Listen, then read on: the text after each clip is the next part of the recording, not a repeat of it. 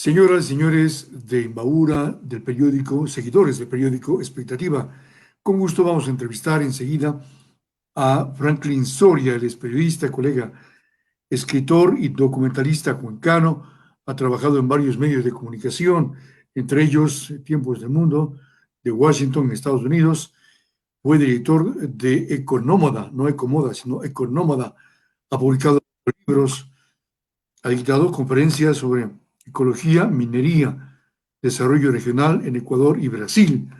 Produjo el documental El Oro Volador, que fue la denuncia sobre la minería ilegal en Ecuador. Actualmente dirige la agencia de prensa minera. Franklin, buenos días, qué gusto saludarle. ¿Cómo se encuentra? Bienvenido. Muy buenos días, ¿cómo está, estimado Jaime? Contentos de estar acá en la ciudad de Ibarra y de continuar con una serie de investigaciones que tienen como objetivo el develamiento de la estructura que sostiene política y económicamente a la minería ilegal que tanto daño causa, tanto en la zona de Buenos Aires como hace poco pudimos ver con tristeza cómo afectó la vida de humildes hermanas afroecuatorianas allá en Esmeraldas, en el sector Los Ajos. Esa es la actividad que hace Agencia de Prensa Minera, una actividad que tiene como objetivo informar a la comunidad estos escenarios que pasan muchas veces desapercibidos. Ahora, esto de la minería ilegal no es nuevo. Recordemos el tema de Zaruma, al sur del país. Parece que en algunos sectores del país se practicaba y hasta ahora la minería ilegal. ¿Qué significa el tema de la minería ilegal? ¿Cuál es la repercusión?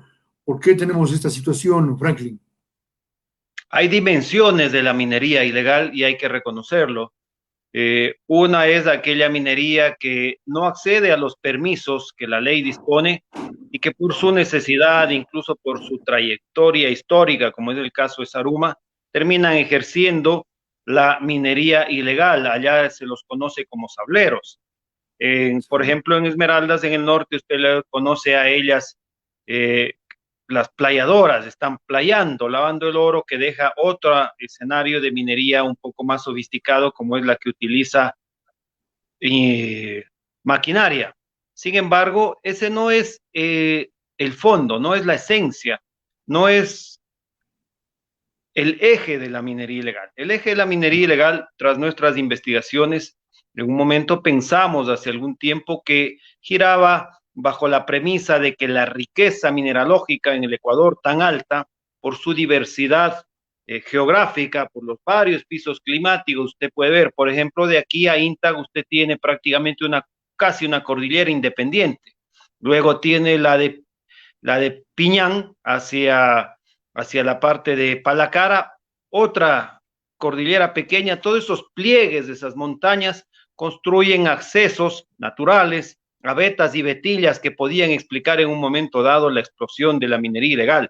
Luego usted podía justificar esto con la creciente, aún más, cada vez más impactante y triste realidad del desempleo, pero tras años de investigaciones tenemos una conclusión que hemos señalado en nuestros medios de comunicación, es una frase que pues casi podríamos patentarla: la madre de la minería ilegal es la corrupción en los estamentos de control, la corrupción en los estamentos de regulación, seguimiento de lavado de activos, la corrupción en las instituciones que poseen información geológica del Ecuador. Ellos, ellas, esos malos elementos son quienes sostienen, promueven y dan espacio a la minería ilegal. ¿Por qué? En el ejemplo de Buenos Aires, ¿quiénes se enriquecieron? ¿Cuáles son los resultados que Fiscalía ha dado? No sobre aquellos humildes esclavos de la minería ilegal que yo llamo, sino sobre los grandes beneficiarios. ¿Qué pasa en Esmeraldas?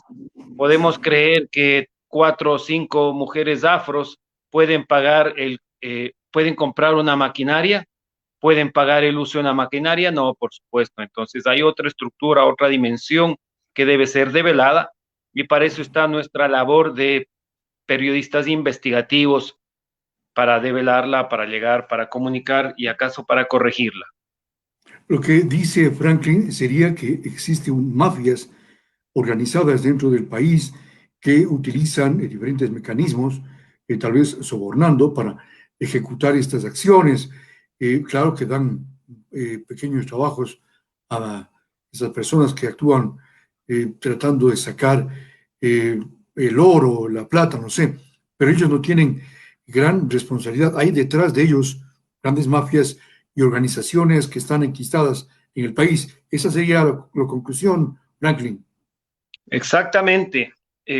No sé si mafias, pero Ya. estructuras corruptas y corruptoras de burócratas de larga data afincados en ENAMI, en la empresa nacional minera que a su momento dieron concesiones a diestra y siniestra y que construyeron un catastro minero con innumerables personas que incluso pueden haber caído de buena fe y terminaron teniendo una concesión minera sin ser mineros, sin saber serlo, ni querer serlo, construyendo un gran mercado de especulación de concesiones de pequeña minería que el Ecuador hoy vive y que solo podría ser superado bajo una medida ni siquiera radical, una medida coherente, imprescindible que demandamos en lo que le queda a este gobierno lo implemente.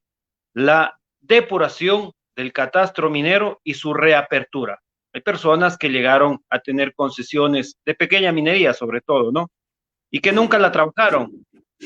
Y hay concesiones de megaminería que esperan espacios para poder ejercer, por supuesto, cumpliendo y respetando lo que dice la normativa, no en acuíferos, no en parques nacionales y no en zonas urbanas. ¿Por qué aclaro esto? Porque hay una extraña coincidencia entre los intereses, las acciones, los territorios que tiene la minería ilegal y los discursos políticos, los actores y los escenarios donde actúa el antiminerismo radical.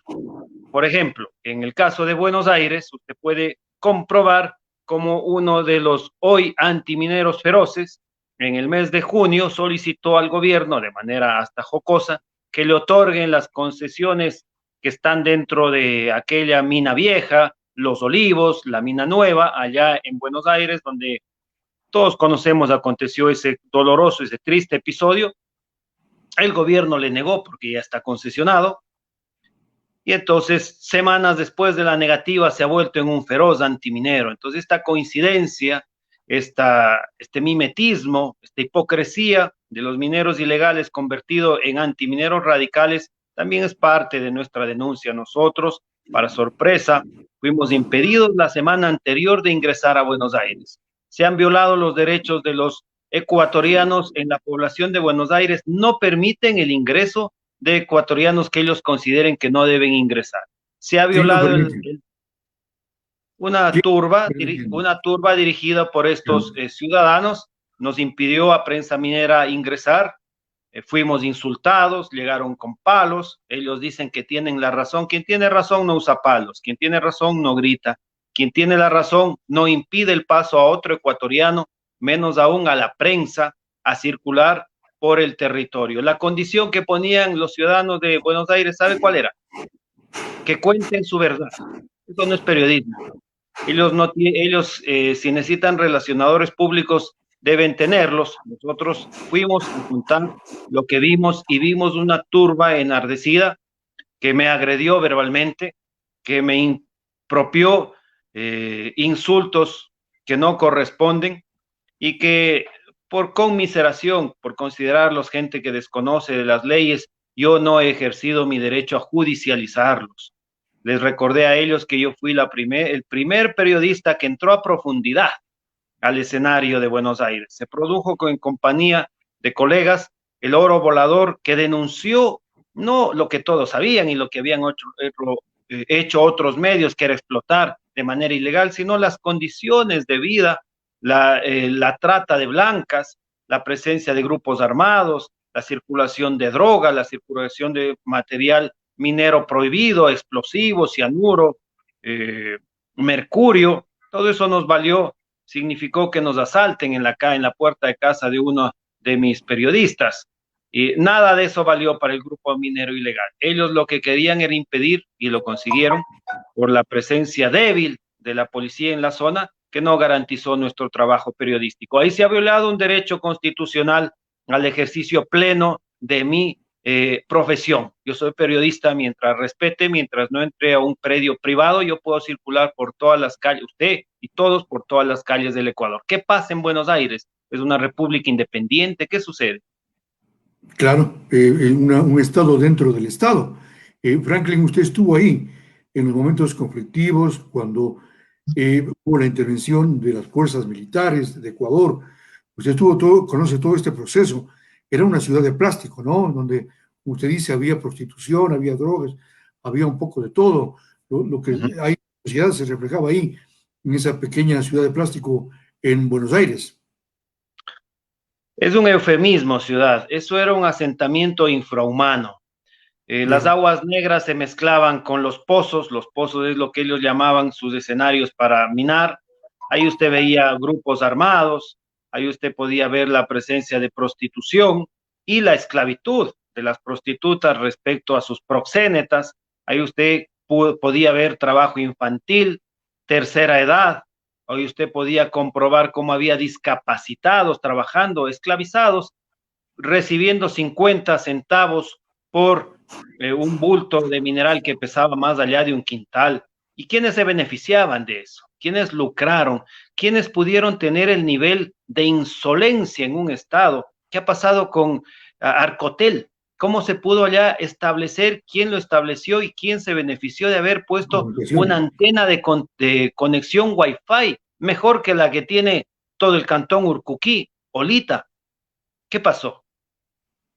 Pues sin embargo, les tenemos que decir a esos malos funcionarios que no ha pasado, que hay una coalición de periodistas que estamos investigando. Me parece oportuno comunicar por las amenazas, por los insultos recibidos en redes, por las llamadas telefónicas que estos majaderos han hecho incluso a mi padre, amenazándolo, que no estoy solo. Prensa Minera no está sola, trabaja con Plan B, con Cristian Zurita, y presentaremos al Ecuador el mapa de la minería ilegal. ¿Por qué lo hacemos? Porque vemos que estamos a tiempo para frenar al Ecuador de este flagelo y dar oportunidad a una minería que, si bien no será perfecta, una minería legal, una minería responsable, y sobre la cual, más allá de negarle el derecho, como hacen los ambientalistas, los ciudadanos debemos empoderarnos de la responsabilidad de construir veedurías que controlen, que fiscalicen, que analicen, que regulen las actividades mineras legales. Es irresponsable lo que plantea aquel candidato Yacu Pérez de cerrar la minería y los juicios que se van a venir. ¿Quién lo va a pagar? Esos niveles de incoherencia también nosotros cuestionamos, estimado Jaime. Ahora, Franklin, quisiera que nos ayude a entender el tema de la minería ilegal versus la minería responsable. La una es del Estado, me refiero a la minería autorizada, y la otra es ilegal, es de cualquier persona, a quien pertenece, es decir, hay que calificarse. ¿Cuál es el proceso para obtener una autorización del Estado para explotar y para obtener recursos? Porque la gente tiene que vivir de algo, ¿no? Estimado Jaime, el Estado somos nosotros. Ya. Como dice aquella canción de Piero, el Estado somos nosotros, el pueblo somos nosotros, la humanidad Ojalá que somos así. nosotros, los derechos humanos ejercidos somos nosotros. Entonces, cuando hablamos del Estado, el recurso mineralógico es de todos los ecuatorianos, los 20 millones de ecuatorianos. Los 20 millones de ecuatorianos somos los propietarios de lo que se está explotando en Cascabel, de lo que se explotará en las Imbas de Janrine y de lo que se explota este momento en Fruta del Norte. Es nuestro. Sobre ello es imprescindible que el Estado ecuatoriano, por su incapacidad económica y acaso su desarrollo, no podamos ejercer una explotación directa, que es lo que debería haber hecho ENAMI, y que fue un foco de infección, de corrupción, porque en lugar de ejercer minería se dedicaron a dar concesiones. Caso Muyuyac. ENAMI tenía que explotar, y como era más negocio otorgar contratos de operación a diestra y siniestra, lo hicieron. Hoy son terceros los que se benefician, teniendo nosotros un beneficio marginal, las regalías y los impuestos.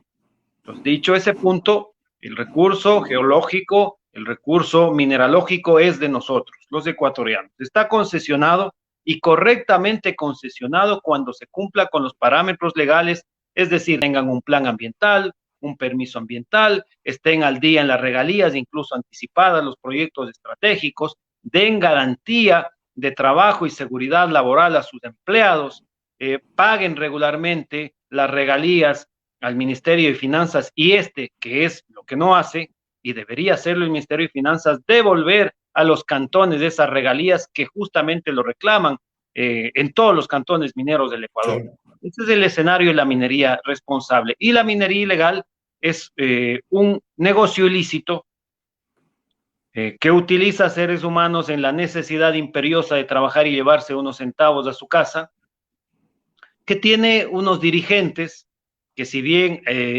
no son los responsables finales de esta operación, sino los verdaderos responsables son los financistas que otorgan el dinero para empezar un trabajo minero ilegal, los que compran ese oro ilegal sin registrarlo al Ecuador y lo exportan, y finalmente los burócratas de las entidades de control que se hacen de la vista gorda.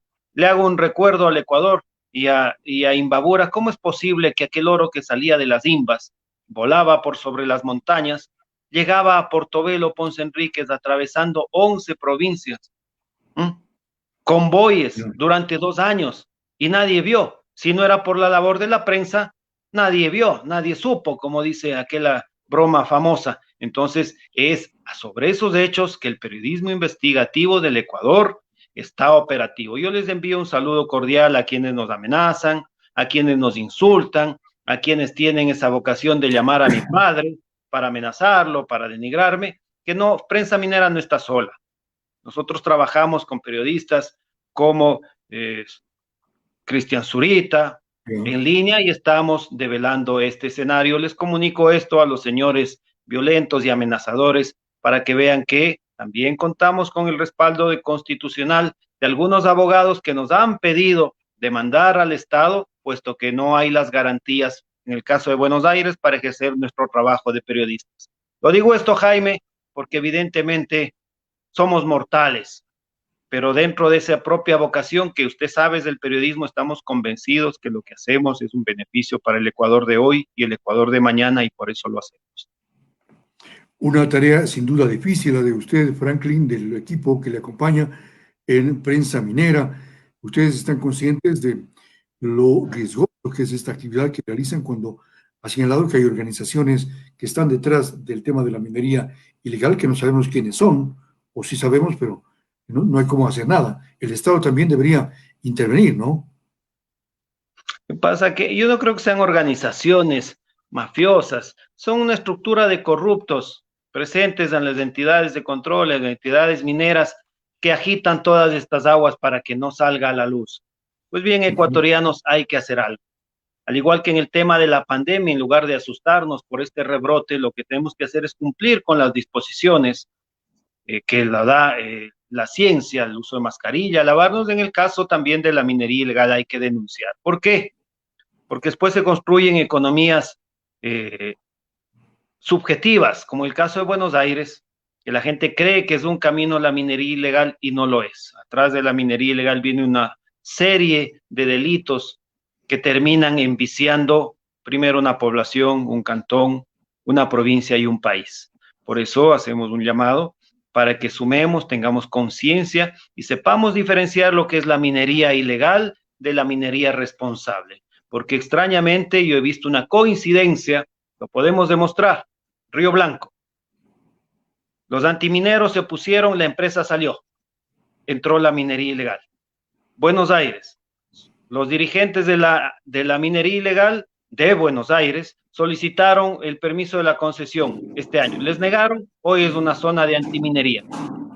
Usted puede encontrar este mismo escenario en Camilo Ponce, en Nangaritza, en Chinapinza, en Zamora Chinchipe. Esa coincidencia entre antimineros, radicales, extremistas, violentos y minería ilegal da para pensar. Podemos analizar que ya hay también un discurso político que comulga con la minería ilegal. ¿Por qué? Porque en la irresponsabilidad de nuestros políticos no les importa caer en ninguna demagogia y no les importa tampoco engañar a los ecuatorianos ofreciéndoles tras el voto que les legalizarán las concesiones. No, estimados ecuatorianos, yo sé que hay muchos miles que aman la minería y el camino está en la ley. El camino está en las leyes, depuración del catastro minero y reapertura. Eso lo debería hacer este gobierno. Finalmente, Franklin, ¿usted está de acuerdo en una política extractivista o en la conservación del medio ambiente, del agua, como defienden los antimineros? Estimado Jaime, el ser humano ha salido de las cavernas, ¿sí? La evolución civilizatoria de nuestra especie ha sido larga y dolorosa. Veamos, por ejemplo, en el caso de las pandemias, cuántos millones tuvo de pérdida de vidas humanas tuvo que soportar Europa, aquella, la culta, la luminosa Europa que se mira a sí mismo, y la peste negra le cobró millones de vidas. Europa apestaba, literalmente. Hoy día, gracias al avance de la ciencia, podemos identificar los vectores, los virus, tratamientos, pero esa evolución de la civilización no ha excluido ni puede excluir a ninguna actividad humana. Y la minería es parte de la experiencia humana sobre la Tierra. Recuerde usted del paleolítico, del uso del palo, al uso de la roca, el neolítico, hay una evolución. Del neolítico al uso de la edad de los metales, el bronce, la aleación del cobre, hay una evolución. Esa parte es la que niegan los ideólogos de la antiminería, haciéndonos pensar que lo único que puede haber es confrontación. No al extractivismo, sí a vivir de la agricultura orgánica. Eso no sucede en ningún país, ni sucederá en ninguna civilización. Por ejemplo, es tan imprescindible el ejercicio de la minería que para evitar incluso la contaminación en los cubiertos por patógenos nuevos que vendrán, usted tiene que tener utensilios de cobre. Nos estamos comunicando a través de una conexión que implica el uso de oro, cobre, estaño, litio, grafeno, molibdeno. ¿Qué plantean los ecologistas? Volver a desarrollar un celular de bambú. Hasta la bicicleta de bambú tiene componentes mineralógicos y sobre todo en el punto final, dejando esta parte coloquial, la mayor fuente de contaminación en el mundo es el uso de combustibles fósiles, gasolina, gas, diésel, petróleo, ¿verdad? Para pasar a un nuevo escenario de evolución de nuestra civilización implica el uso de energías alternativas, energía solar, la energía eólica, la energía hidroeléctrica. Eso implica el uso de baterías de litio, grafeno, molibdeno, oro. Entonces, para que un carro que no contamina como el eléctrico exista, usted necesita usar 50 veces más cantidad de cobre que en el carro que estamos manejando hoy por hoy los ecuatorianos. Entonces, estimados ecologistas, quien les habla es un verdadero amante de la naturaleza. A lo largo de mi vida he impulsado varios procesos de reforestación. Cuando el ecologismo radical, Yacu Pérez, se reunía con la dirigencia de la minería ilegal de Buenos Aires en el 2018 en la oficina Aleco Arunari para tratar temas políticos, Franklin Soria denunciaba la contaminación de Buenos Aires.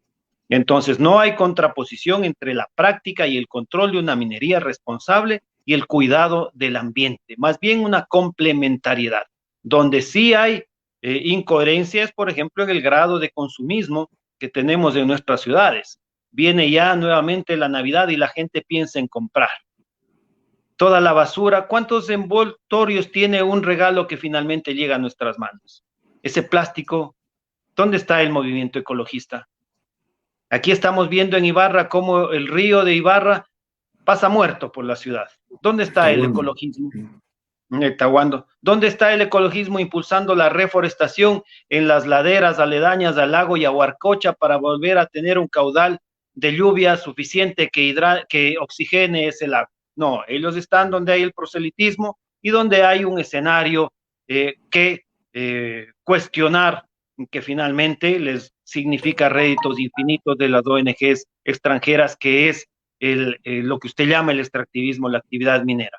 Tengo una lectura también sobre la política extranjera. Francia se abandera y quiere abanderarse del cuidado de la cuenca amazónica. ¿Bajo qué derecho? ¿Bajo qué lógica? Alemania tiene el 3% de bosques de lo que tenía hace 100 años. Francia igual. ¿Cómo puede ser Europa la que nos da lecciones de cómo conservar el ambiente?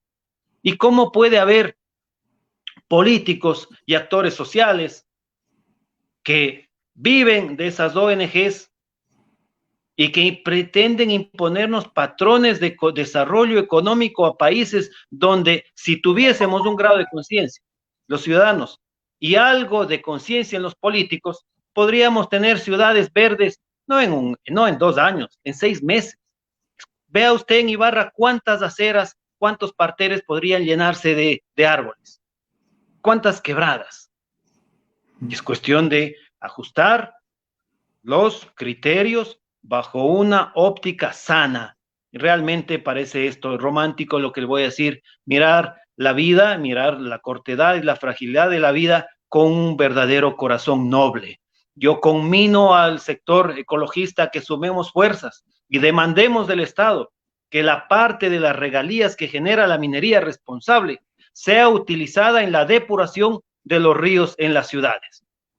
Los políticos de la antiminería eso no topan porque les significa pérdida de votos. Yo sí, yo no soy político. Yo realmente quiero un futuro para mi país y el futuro para mi país implica el desarrollo de todas las actividades económicas posibles porque estamos en crisis. Estamos apenas empezando una crisis económica de la pospandemia. Muy bien, gracias Franklin por la entrevista y ojalá haya una nueva oportunidad para conversar. Un buen día, Franklin. Estimado Jaime, muchas gracias, le agradezco y para mí es un honor que usted me haya permitido dirigirme a esa audiencia. Fraterno abrazo. A las órdenes siempre. Bien, Franklin Soria, director de Prensa Minera, en esta entrevista interesante que hemos compartido en esta mañana. Un buen día y tendremos enseguida una rueda de prensa de Andrés Arauz, candidato a la presidencia de la República. Ya mismo.